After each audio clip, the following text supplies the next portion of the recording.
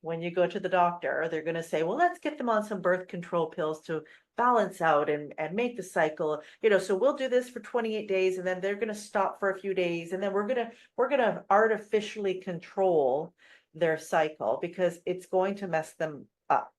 They're going to have depression, they're going to have anxiety, and then, they start this whole thing. So we'll work with the body, make sure, we can use magnesium. There's lots of supplements that we can use to kind of lower the muscle tension in the body, staying fit, making sure that we're not overloading ourselves with these hormone endocrine disruptors that are in all the fast food and junk food that everybody likes to eat. And so we do have some of those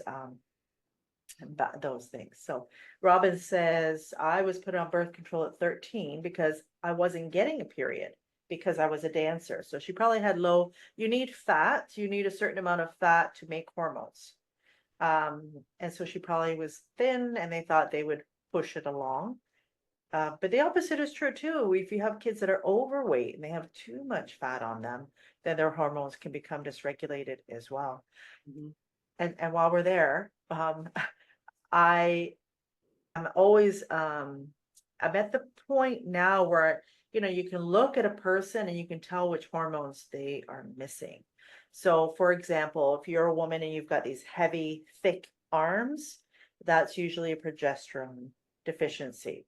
If you've got the belly, we all know the belly is cortisol, but that's going to impact your estrogen.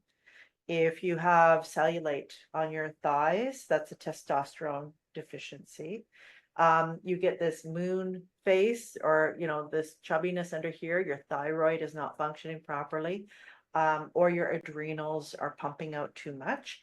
When you have men that have man boobs, or they get the fat kind of on their back by their traps and they get fat there, they actually are not producing, their estrogen is off. So they're producing estradiol instead of estrione, which not to get into too many details, but their testosterone is low. And so they get the man boobs because the estrogen is too high. So the balance is what's really important. And when you talk about supplementing or doing hormone replacement therapy, it kind of has a bad rap because people think, oh, it's going to cause cancer. But the hormone replacement that causes the cancers are the synthetic ones. So we're not talking about synthetic, we're talking bioidentical, we're talking natural phytoestrogens, from vegetables. We're talking that versus the synthetic where there could be an issue. Well, I want to switch a little bit because hand in hand with hormones, especially for women, goes gut health. It's interesting, you talked about ibuprofen and those NSAIDs. They actually cause the juncture in your mucosa of your gut to widen. And so when you take ibuprofen and naproxen, yes, it decreases pain, but it contributes more to leaky gut syndrome, especially if you take it over time.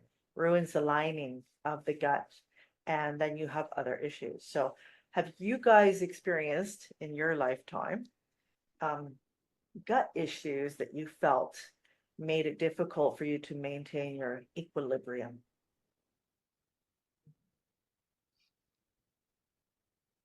I'll go ahead. Julia, you already know my story.